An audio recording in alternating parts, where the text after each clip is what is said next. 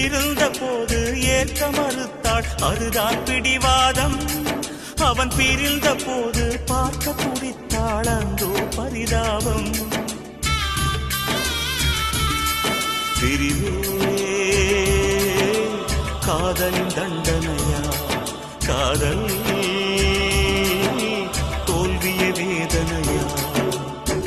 காதல் தேடி வாழ்ந்த காளை கை கூடி வந்த வேளை, பார்க்க வந்தாள் ரோஜா மாலை. அவ பார்க்கும் முன்னே என்ன லீலை.